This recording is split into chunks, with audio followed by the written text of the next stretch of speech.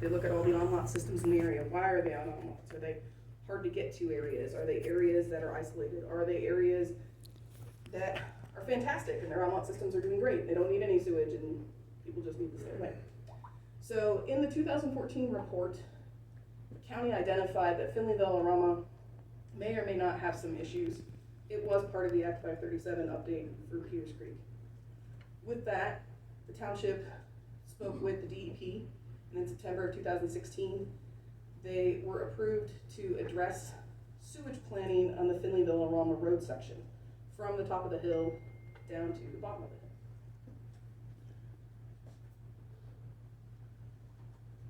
In order to do this, they chose to go the route of doing an Act 537 plan for your area. There is, just for your own information, there's two ways to do, in addition to an Act 537, there's a planning module, which is a smaller, less intensive approach, and then an Act 537 plan. They chose to go the Act 537 route because to lessen dollars to taxpayers, they did receive some funding, and that was the way the funding directed them to go. So from 2018 to 2020, Senate engineer, through a public advertisement and award, prepared the Act 537 plan. Part of that plan is it's a large document that includes a whole bunch of just junk information that the DEP requires. What kind of soils are in your yard? What's the topography around? When did the rock come into streams? The big bulk of those projects is the sewage disposal needs identification review. They go through, they send out surveys, they find out areas whether they're failing, they review the on-lot systems to see the conditions that they're in. During that preparation of the plan, they did identify several different failing and or damaged on-lot systems that are along Finleyville-Aroma Road. Through that, they offered two main alternatives. The main alternatives was a gravity flow system and a low pressure sewer system.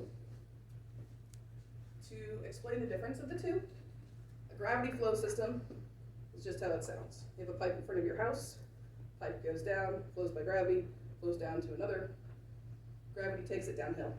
At the bottom of that hill, there would be a pump station. The pump station then has a pipe that pumps it all the way back up to the top of the hill. Because the road's like this, your guys' connection point's up here, so somehow we have to get the sewage back up to the top of the hill for the connection point. A low pressure sanitary sewer with gravity pumps, the way that that works is you have grinder pumps at each individual property, and it works as the pump station. So each of the grinder pumps on each of the individual properties collects the system from your house via gravity, goes into the pump kicks on, it pushes it out into the system, and the system pushes it back up the hill. Through the cost analysis that was performed through both, the gravity flow with the pump station came out to be approximately $673,000 for installation costs. The low pressure system came out to go with $430,000 for the installation costs. The main reason there's such an installation cost difference between them, from my experience working, is the gravity flow system is required by law to be 8 inches in diameter. The low pressure system, based on how the system is, it only has to be 2 to 3 inches in diameter.